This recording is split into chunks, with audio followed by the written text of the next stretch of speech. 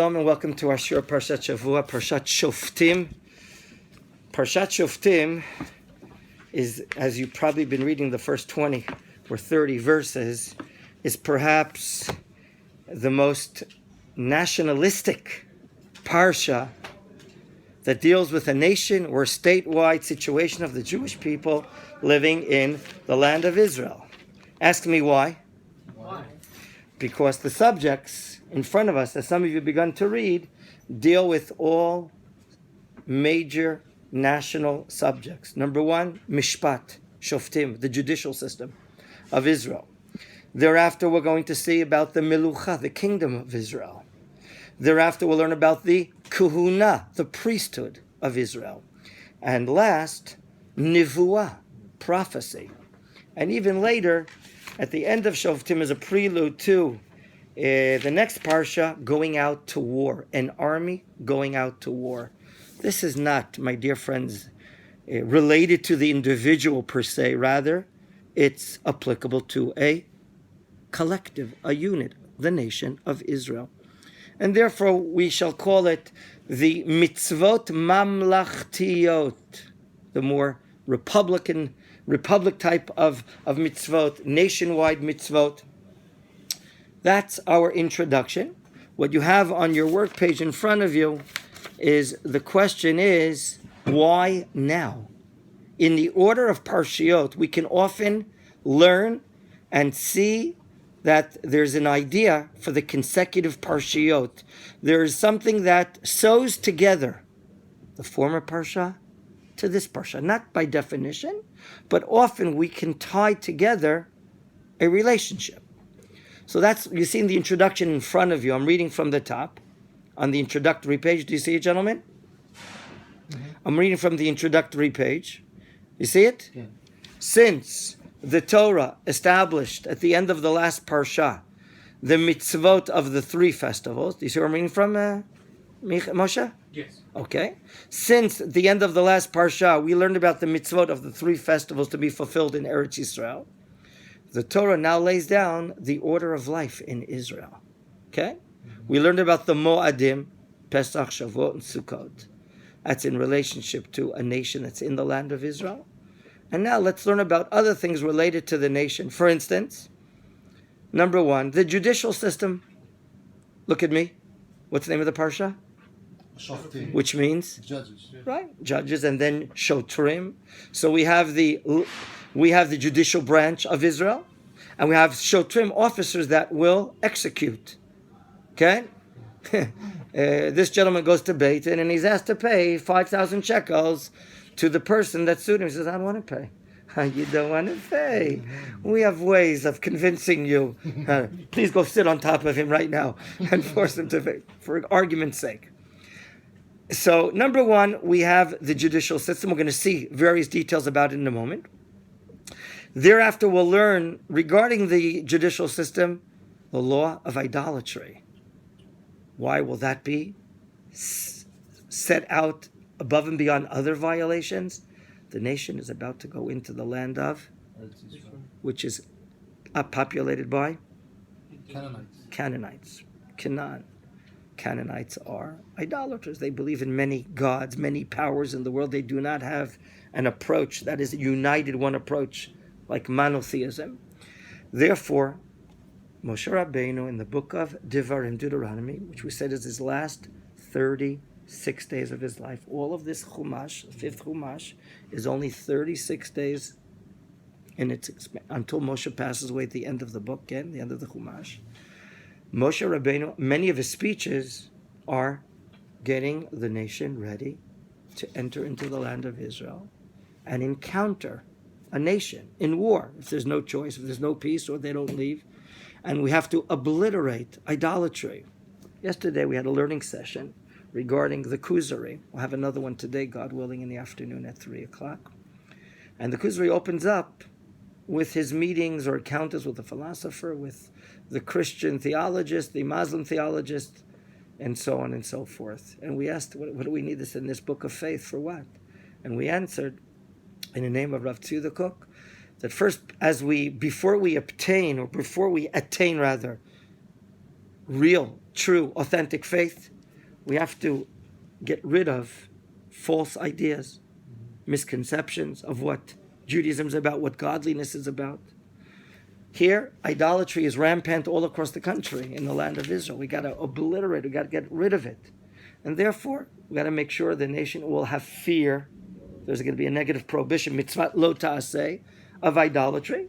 And that'll be the second matter, the laws of idolatry, which is judged according to two witnesses and the high court.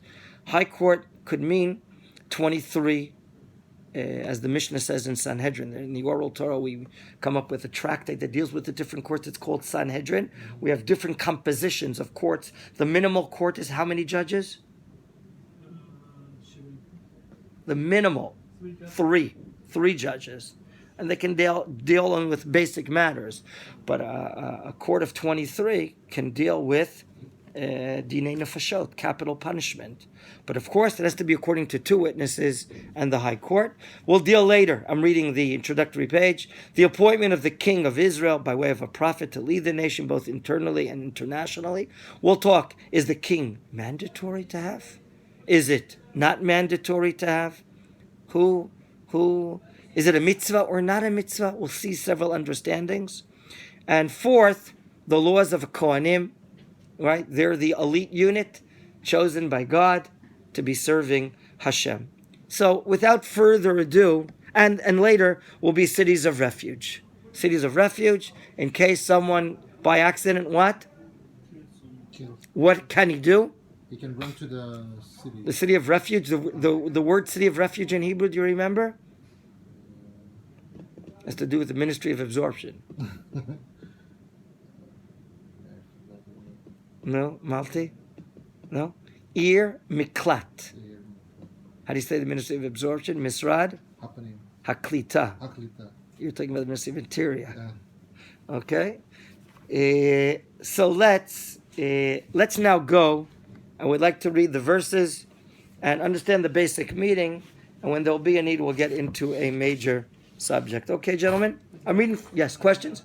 Miklat? Miklat is a refuge. Like a shelter? A shelter, exactly. That's it. Let's now begin. Can I get your attention to the beginning of the Parsha, namely chapter 16, verses 18 and on? And we shall begin. We have the place. I want to read it in Hebrew. Can you follow the Hebrew? Shoftim v'shotrim, judges and officers, police officers. Titein lecha, you shall give, meaning appoint, bechol she'arecha, in all your gates. Gates is an entrance to the city. You saw Jaffa Gate. Okay? So there are towns that have walls and they have gates to enter in. That's very impressive. Which gates? Asher Hashem Elokecha noten lecha lishvatecha, which God your Lord will be giving you, or will give you to your tribes. We're about to enter the land of Israel. The land shall be apportioned according to how many tribes? 12 tribes. And what shall the judges do? V'shaftu et ha'am mishpat tzedek. They will provide law and order, right? God forbid. Don't think that we have a system of everyone does what he wants to do. There must be law and order. Otherwise, there will be chaos, as the Mishnah Pirkei Avot explains to us. My dear friends, God has a reason, apparently, why he wants the court system to be at the sha'ar, at the gate, at the entrance to the city. You know, you can walk into a town and you see a billiard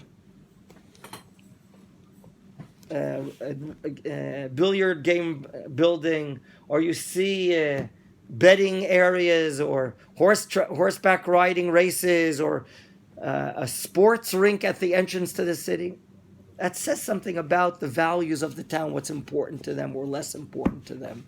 But when you enter into a city and you see what's at the entrance, a beit mishpat, a beit din, a court of law and order. We're talking about a divine order. The laws of the nation of Israel are not human intellectual laws. They are, by definition, divine laws. That means we're dealing with a system which is related to the eternal, which is related to the metaphysical, which is related to above and beyond often our understanding why. But these laws are committing the nation of Israel for eternity.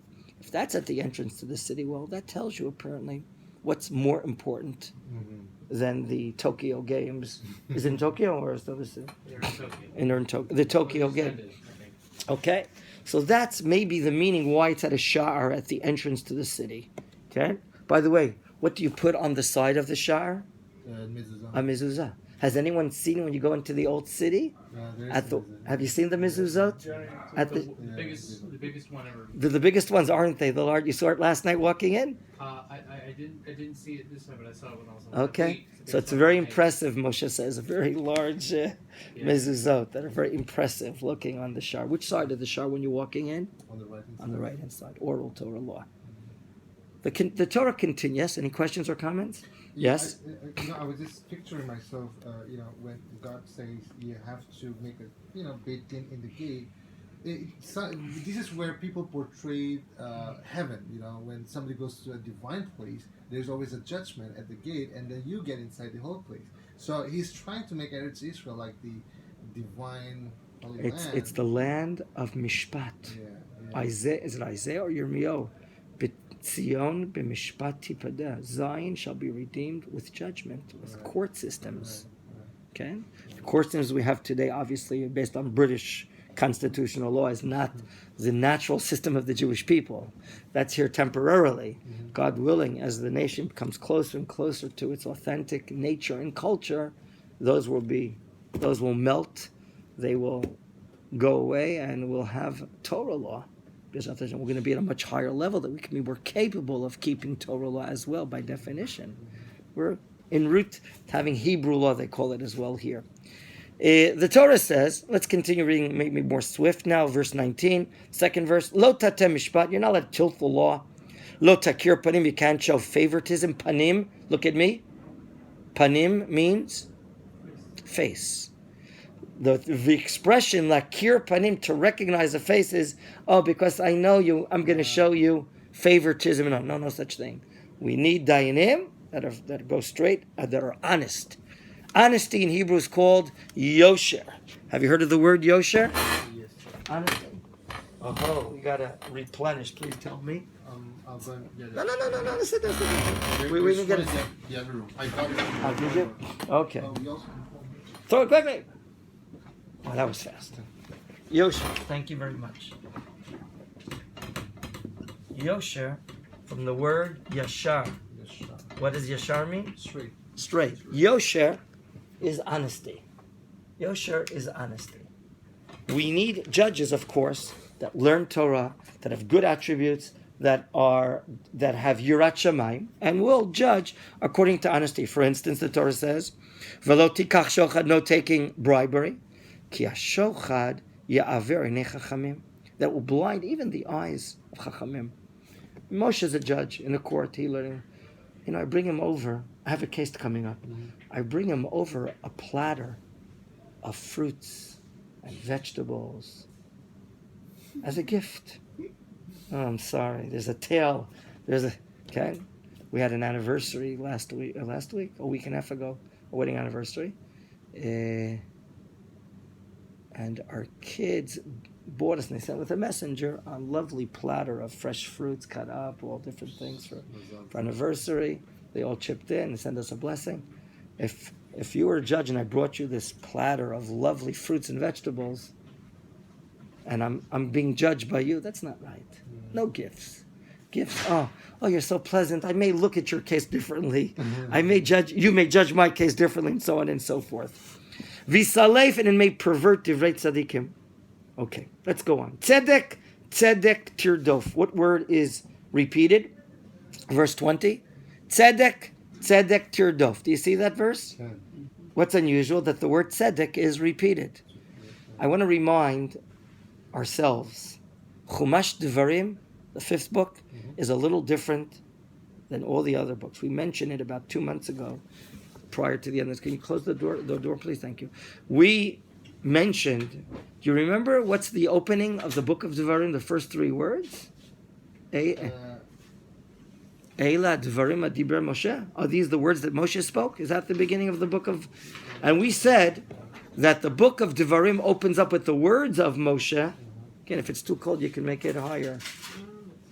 Okay? You don't have to catch a cold because of us. You want me to give you... You want me to get your winter coat? No, it's okay. It's good enough. Okay. Gentlemen, remember, unlike the first 4 books, God is talking to Moshe, and Moshe is writing down what has to be written down by God to Moshe. Dvarim, we said, is different. That's why it's called Mishneh Torah? That's why it's called, has a nickname Mishneh Torah, because there's a lot of repetition over certain things. But the words Moshe initiated. And then God said to prophecy in Moshe, I want this written down. They're Barbanel. We studied 2 months ago. He says that's the uniqueness of the 5th book. You know what? It's included in the Torah. It's Torah. Even though the speeches are initiated by? No. Oh, by him? By Moshe Rabbeinu. All these speeches are initiated by Moshe. And God said to Moshe, I want it written down. I want it put in the Holy Torah. Moshe Rabbeinu, like you and I often repeat ourselves sometimes, not all the time. In verse 20, tzedek, tzedek, tirduf. That's unusual to find the word tzedek. Righteous is righteous shall pursue. The Talmud learns out. If you have different levels of court systems and greater judges, don't settle for less. Go to the even more prestigious court, if you have the ability. Pursue a more prestigious court. I want you and your set of values to go to the best courts that you can get to. Remember, there could be several simple courts of 3, but there maybe could be in the 3 some great scholar like Rabbi Moshe Wiederman or someone like that 10, 20 years from now. I don't know. Let's read why. God willing. Let's read why. Verse 20. Leman tichya, so that you're going to live. Live is to give you life, real life. Life is Torah. Torah is not a religion. We're not a religion. Religion is something private between you and God. We are a divine nation. There's a divine way of life that affects our military life, our marital life, our economic life, our social life, our agricultural life. That's not a religion. We want you to live a life of Torah, tichya. V'yarashtat, you'll conquer the land. Which land? Asher Hashem Elokecha notein lach. That God, your Lord, what is notein? Which tense, past, present, or future? Notein. Future? No. Notein, Malti. Past tense. Past, present, or future. Ani notein. Present. Ani notein. God is giving you the land. Right now He's giving you the land. He's giving you the freedom of choice to go ahead and conquer the land when? The time's going to come, which is in a few days or now or a month from now. And therefore God is giving, He's delivering it to you. So we see the giving of the land, the capturing of the land will depend upon your judicial aspirations. The more you're aware and sensitive that we have a set of values and we codify law in our court system by judges that are God-fearing based upon these divine values, that's going to help you conquer the land. That's what I told you that I think Isaiah or Jeremiah says, one of the two, that you will redeem Zion through judgment, through laws of judgment. Let's go on if there are no questions. And now we come to, yes? I have one. So ask. So it talks about judges here. And then we learn in Tanakh about Shoftim, where people... In the book of Shoftim. Yeah, in the book of Shoftim, that people win balagan, like they don't... I want to clarify something I learned from the great Rabbi Eliakim Levanon, the Rabbi of Elon Morel, overlooking Shechem. We mentioned in the last Parsha where the ceremony of blessings and curses will be when we walk into the land. We read it in last week's Parsha. This was a Shabbat about 20 plus years ago, 25 years ago, for students in Machon Meir. And I used to take the students to that area once a year. There's a field school there we hosted. And after Shabbat services in the morning, I would have the rabbi talk. He would agree, and he would talk to our students in Hebrew, and I would translate. And I didn't know, and then he mentioned something from the book of Shoftim, the second book of Tanakh after Joshua. And I translated the book. What a weak Tanakh teacher I was. Maybe I still am. And I translated the book like you're about to translate it, called Shoftim. And in English translated. Judges. I said judges, and he stopped talking in Hebrew, and he said to me, Menachem, it's not judges. It's not the right translation, even though the word shofet or shoftim here means judges. There, the book of Shoftim means political leaders that had the ability to rally together a tribe or more to defend or conquer a nation that was ruling over the Jewish people. That's a shofet. You could be ignorant of Torah. We know there were. Who was a cowboy in the Golan Mountains? He was a leader and he was called a shofet, but he probably didn't know Shulchan Aruch like you know now. What was his name? Who remembers his name? Yiftach. Yiftach the Giladi. He wasn't a scholar, a shofet. He's just one example, and there are other examples. So I answer your question at this point. Shall we go on? Yeah. Thank you, sir. Regarding the Temple Mount where the altar is in verse 21 and 22. Lo tita lecha asherah kol eitz. Asherah is a Canaanite tree that would be, people bow down to them. Don't do it whatsoever. Don't plant those. Eitzo mizbach Hashem Elokecha asher taselach. Certainly not planting any tree when you're building in the Temple Mount. There's not going to be what you have in Brazil, freedom of religion. And anyone can do what they want. That's not most important, to give freedom what you want to do. I'm sorry. We have a culture. We have a way of life. And God is saying, no planting trees. The Temple Mount area is not an area for vegetation. It's not an area for trees or for... I know you're a green person. I know you like all these greeny things. And there's a place for forest. There's a place for the Temple Mount. It's to be up there contemplating, just seeing the stuff. Only two things are on the Temple Mount: stones and metals. Right? Silver, gold, copper. Remember, we studied the Mishkan, the tabernacle. No, nothing vegetation. Just things that are related to the inanimate. Interesting. Stones and metals. Gold, silver, copper, bronze, right? But not vegetation. It's a place where we take the inanimate and we elevate it to God. There's going to be bringing offerings from the vegetation. The meal offering, right? It's coming from fine flour, but not planting trees. Let's go on. Verse 22. V'lo takim lecha matzeva. You should now build for yourself a matzeva. I think they call it in English monument. I don't know what the translation there is. A pillar. What's unique about a matzeva? By the way, that's the word we use today to put on top of a grave. It's considered a gravestone. In Hebrew, it's called matzeva. What is the yatziv? We say it in the evening Kriyat Shema after the Kriyat Shema. Yatziv, to stand erect. So now you understand why matzeva comes from the word yatziv. Matzeva. Yatziv, to stand erect. One stone, it's standing. That's a gravestone, a tombstone in Israel. It's called matzeva from the word yatziv, it's standing erect. Canaanite times, the idolaters would build a one-stone monument and bow down to that. Once they did that, God says, I don't want you guys to do it.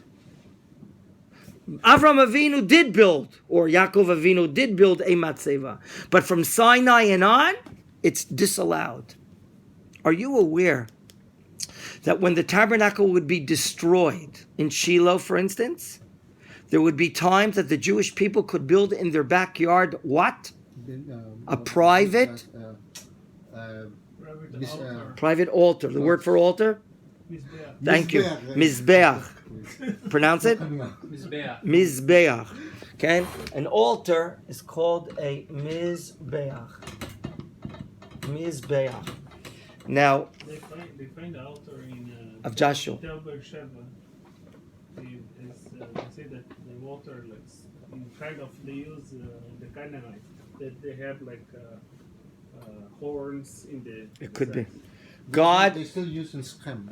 They found the altar that was built by Joshua at the ceremony of the Brit.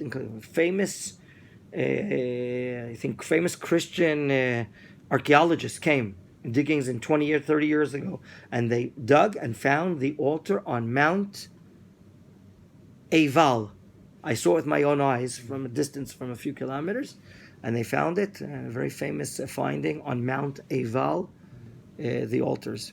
Gentlemen, that God hates. Why? Because that is done by the Canaanites. I want to skip, with your permission, you'll please read verses 2 and on, talking about the law of idolatry, a court system. Just for your intention, how many witnesses do you need to bring capital punishment? You see in verses 5, 6, and 7. Read forward. How many witnesses do you need? Two witnesses or more, right? You should know, when we learn the laws of capital law, witnesses are interrogated separately. Where did you see it? What day? What was it? And then they check it out. Do they complement? Are they exactly the same words or not? It's not easy for the court of capital punishment to execute capital punishment law. Please tell me what the punishment is for idolatry here in verses 5, 6, and 7. Death. Which one? Very good.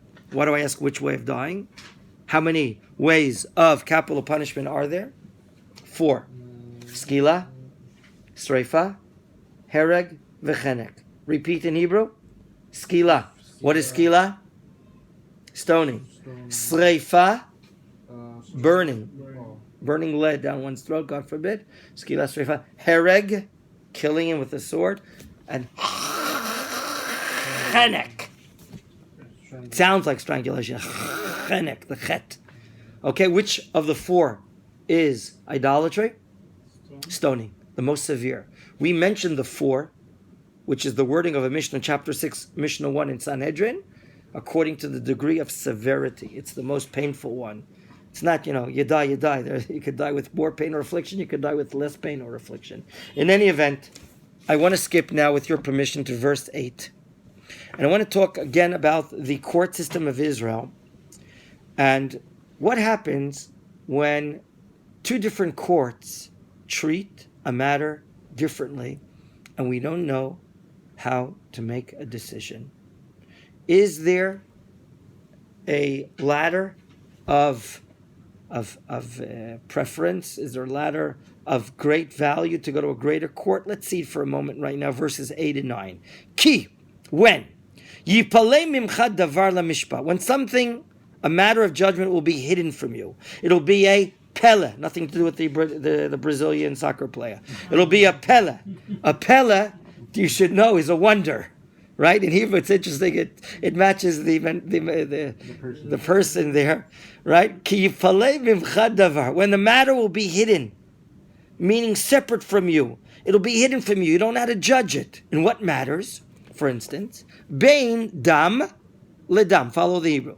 Between matters of blood. What kind of blood are you talking about? For instance, when a menstruating woman, if it is menstruating blood from her period, then she to her husband is Tumeah. She's a nida, a menstruating woman. She can't have relations with her husband, right? Or are these bloods a different color, a different shade that maybe they're not? It may be from a wound, right? In her area, it could be from a wound. And we know the different colors and different shades, those that learn the rabbinical matters. And we can't decide regarding this blood or that blood. Or, bein din ledin. Some of you know the word din is judgment. Mm-hmm. Din is usually meant for financial matters. This court decides this court decides. We don't know what the decision is. We can't judge it. We don't know. It's a handoff. Uvei nega lenega. Niggaim, we learned in the book of Vayikra. What are niggaim? Plagues. What kind of plagues are we talking about?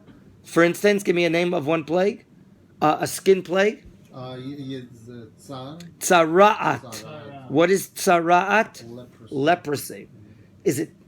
Who decides what leprosy? Is this really a case of leprosy or not? Today we don't have it. No. But who would decide? What's the name of the doctor? Is it a skin doctor we call it? A dermatologist? Oh, we call a dermatologist to decide? No. Who do we call? A rabbi. No. Kohen. We call a Kohen. We're not answering calls. So we're learning Torah. You got me? Okay? We call a Kohen. And this Kohen says, no, this is Tzarat. That Kohen says, no, it's not Tzarat. What do we do?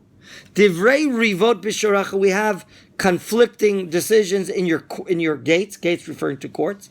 Here is the decision. Read with me in the middle of verse 8. V'kamta ve'alit. You shall get up and go up. La'alot. Make aliyah. To where? El Hammakom.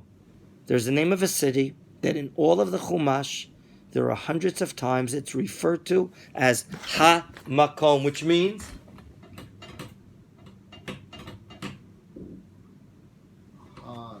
place.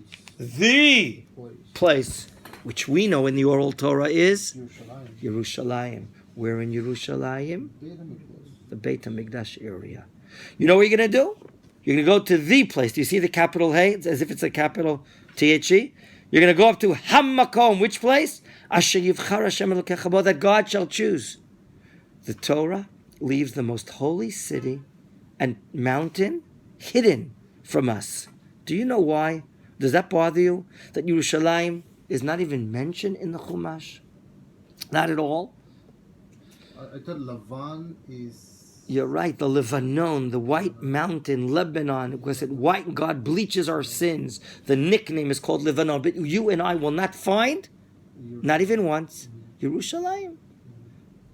Last week's Parshat, the following words appear, quote, L'shechno tidreshu, to his divine presence you shall beseech, uvat Hashem, and you shall come to it. God wants us to wake up, to think about a Beit HaMikdash, think about a Temple Mount, and search and find it. Fantastic Ramban Nachmanides on Parshat Korach. Remember the rebellion against Aaron HaKohen by Korach in the book of Bamidbar? Saw that 2 months ago at least. There, Ramban, lengthy Ramban says, we, for hundreds of years, did not beseech a holy temple. Why would it be that 369 years when the Mishkan exists in the city of Shiloh, in the Shomron going north from Jerusalem to Shiloh, why was there not a Beit HaMikdash? The commentators explain, I saw it in the Tziv of Volozhin, Rabbi Naftali Tzvi Yudah Berlin. He says there was no unity amongst the tribes. That's why I didn't ask for a Beit HaMikdash. To go to a Beit HaMikdash, it's not enough that this crazy Jew so just talks back to Beit HaMikdash. Not everyone's an idealist like this crazy guy here. We're not ready for it. We need many more Jews to be aware, understanding, and demanding it. That's why there was no Beit HaMikdash for hundreds of years. So God hides Yerushalayim. He gift wraps it. He hides it. He wants us to ask for it. So here, he's alluding to the fact you have a conflict in courts, in the lower courts. Get up and go to the place, Hamakom, Yerushalayim, that God's choosing. And who's going to be there? Verse 9, knock on the door at the Temple Mount. Uvata, and you shall come. Who's going to be there? Ela Kohanim HaLeviim. Make up your mind. Kohanim or Leviim? What does it mean, Kohanim HaLeviim? Answer. They work in the Beit HaMikdash? The Kohanim from the tribe of Levi. Kohanim come from the tribe of Levi. When you grew up, you want to be Kohen or Levi? No? Okay, but you understand what I mean. Right? Neither I. You belong to the kingdom of Kohanim. Am Yisrael is called the kingdom of Kohanim. The book, who said that? God too? Moshe Rabbeinu. Where? In Har Sinai. Har Sinai. In the book of Shmos, chapter? I forgot. 18 or 17? One of the two. I think maybe 17. You shall go to the Kohanim, who are from the Leviim, V'ela Shofet, and to the judge, Asher Yeh B'yimim Haim, that'll be in that generation.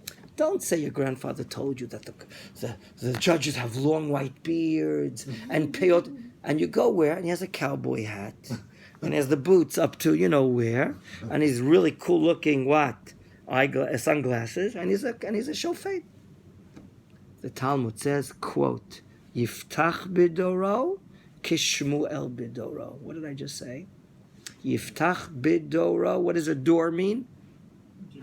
Generation. Yiftach in his generation, like Shmuel in his generation.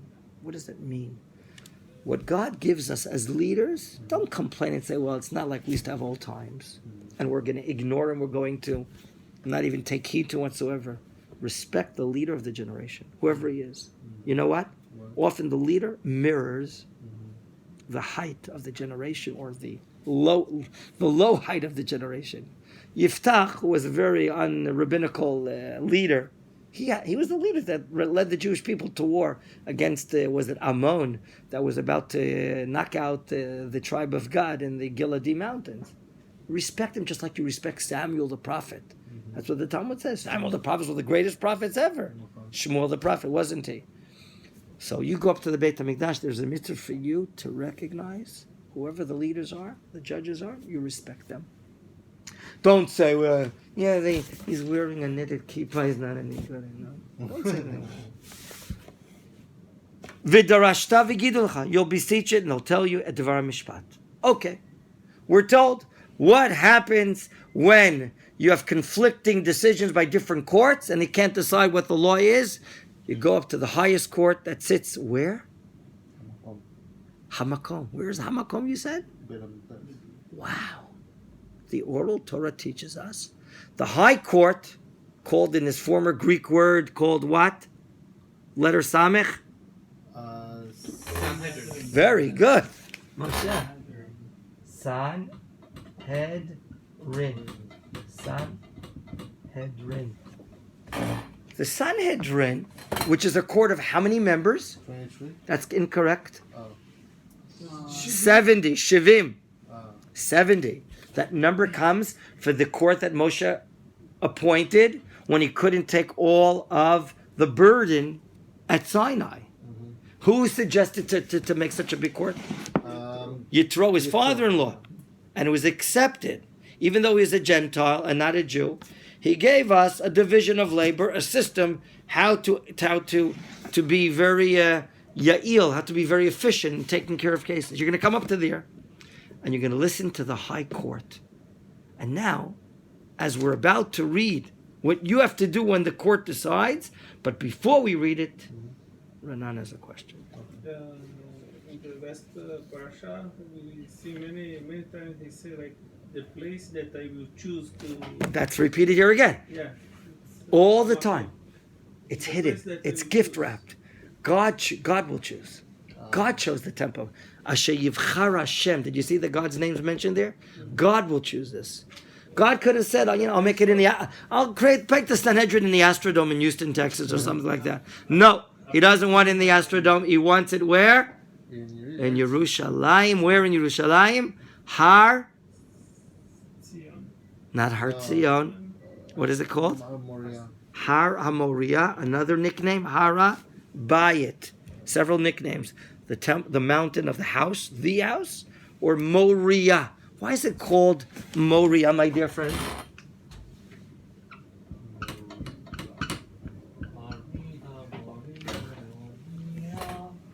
Why is it called Moriah? Anyone know?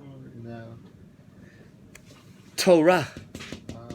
Moriah. What is Torah? Torah is instruction. A teacher is called a? Morah. Very good. The verb lehorot, to teach or to instruct. Mount Moriah is called that name. God told Avram to bring Yitzchak to the Akedah on Har Moriah, correct? From that mountain, instruction, teaching comes out to the world. I have the name of Moshe.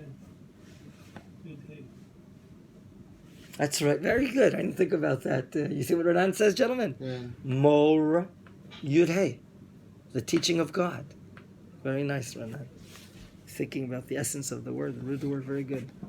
Gentlemen, in verses 11... I got a question. So what if you have a question? So it says Hamakom. So is this the reason why I've heard in one of the shir that says that when Mashiach comes, the Beit HaMikdash is gonna be placed not in the place where it was in Har Moriah, but towards Bethel. That's what I heard, like in such a way. So I was thinking, is that the No. reason On what legend you heard this? God forbid. Rambam writes in book 14, no, the laws of kings, but in I forgot which book he writes, the laws of Beit HaBechira, the chosen house. There's a mitzvah to build a Beit HaMikdash, not on Fifth Avenue in New York, not in Beit El, but in Yerushalayim Har Moriah. Gentlemen, I want to finish the shur in the next 5 minutes in verses 10, 11, and 12, and 13. Do you see the place where I would like to read from? Do you see it? Yeah. Psukim. Now, you and I have the following mitzvot in regards to the decision-making of the high court. Decision-making of the high court. Ve'asita, plural or singular? Plural. Ve'asita, and you shall do, singular. Va'asitem would be plural. Atem ta'asu. So the individual that hears the court decision, he has a mitzvah. Ve'asita al pi adavar asher yagidu lecha. Look at me. Al pi. The word al pi, what is this? Peh. Al pi, it's an idiom, according to the word of.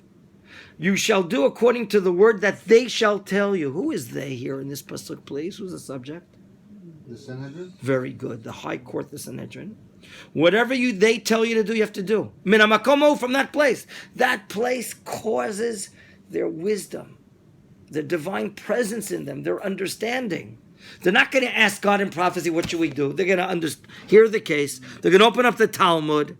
They're going to open up the Shulchan Aruch, and they're going to know what to do. You and I have a mitzvah to listen to them. Vishamarta, you shall preserve lasot. Kechol asher yorucha. You see the verb again, yorucha lehorot, to teach or instruct you. Now, al pi haTorah asher yorucha, according to the Torah that they're going to instruct you. Vala mishpat, and according to the law sheyomru lecha, ta'aseh, you shall do. Lo tasur min hadavar shegidu lecha, you can't go away from this to the right or to the left. My dear friends, there's a mitzvah to listen to the Sanhedrin, the High Court, whatever it's a decision regarding this particular case, or even more. See the guy sitting next to you? Mm-hmm. You see him? Yeah. Do you know what he did on Hanukkah? I have to tell you what he did. He lit near Hanukkah, but you're not going to believe what I'm going to say now. He recited a bracha right before he lit near Hanukkah, and he said the following words. Please be careful. He said, Baruch atah Hashem Elokeinu melech olam. You fasten your seatbelts? Mm-hmm. Then he said the following. He said, Asher kiddishanu. He's blessing God that He sanctified us. Vitzivanu, and he, what's tzivanu? He commanded us. He said, He commanded us. Lahadlik, to light near Hanukkah. Liar! Is he a liar? No. God commanded you to light near Hanukkah? No. So what's our question? The Rabbanan. It's a rabbinical mitzvah. So how can this guy sitting next to you recite the bracha that he commanded us to light near Hanukkah? Do you understand the question? Yeah. Where's the answer? Because we're gave the authority to the rabbis. This is here. We, incumbent upon us to adhere to the Sanhedrin, the high scholars, whether it's this particular case or it's rabbinical mitzvot. That gives us a right, us, the great men of the Great Assembly, right? We're talking about the beginning of the Second Temple period, Ezra and Nehemiah. Tomorrow night of New Shurim, a great scholar coming, God willing, to teach twice a week, Ezra and Nehemiah. God gave the right to the scholars to make rabbinical mitzvah. We have to adhere to it. And when I light near Hanukkah, and I say the word, and He commanded us to light near Hanukkah, it's not a lie. He commanded us to Listen to the Chachamim. If they commanded us to do a mitzvah d'Rabbanan, when I'm doing this rabbinical mitzvah, by essence, I'm really performing a Torah mitzvah. I'm listening to what the Chachamim are saying. This gentleman is, thank you. Wow, that was a good throw. This could be the source of blessings that we do the rabbinical mitzvot, and we have a right to use the word vetzivanu. Vetzivanu. And He commanded us, it's a tzadi. Please forgive my poor penmanship. Vetzivanu, and He commanded us. So this is very important. What happens if someone decides not to accept this Torah law in verse 12? Va'ish asher yaseh bezadon, someone wantingly that will do levilti shemuel HaKohen, not to listen to the Kohen, meaning the shofet, the judge, then he's going to die. This is a famous section in the Talmud called a rebellious elder. If someone decides not to do what this court decides to tell us, then it's considered, like a felony. It's a major crime going up against the court of Israel, the Sanhedrin. It's even a death penalty. That's the famous section in the Talmud called Zakein Mamre, the rebelling elder. He says, I don't give a heck what this high court is saying. Questions or comments, my dear friends? Yes, sir. Say it. So we have the halakha, which are the Rabbanan and the Raita. That's right. So when we say the Rabbanan, it says that you can be lenient on the Rabbanan. So, When we have doubts. Yeah, when you have doubts. So, but according to this, don't you think that is again? Interesting question. Usher is saying, if in essence we're really saying that, in fact, when you're lighting Ner Chanukah, Ner Shabbat, doing Netilat Yadayim, which is purely rabbinical mitzvot, important, but by essence we're doing a Torah mitzvah, is there still room to be lenient? So that's a long discussion that we don't have the time to get into, to talking about that. By essence, it's a Torah mitzvah, but in fact, when I get to fact, in actuality, I'm doing a rabbinical mitzvah because the rabbi said to do this particular mitzvah. That will be the deciding factor when we go to the laws of doubts. Oh no, I just had a sandwich. Should I or not recite Birchat HaMazon?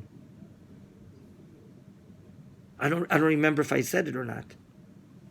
Should I or not? Yes or no? Yes. You should. The Raita, I just had a Coca-Cola. Oh no. Did I recite the after? Oh, Menachem, you're getting so old, you're forgetting. You can forget it. Should I recite the Borei Nefashot, the after bracha over the Coca-Cola? If you forgot, you don't have to. So you're already a rabbi almost, huh?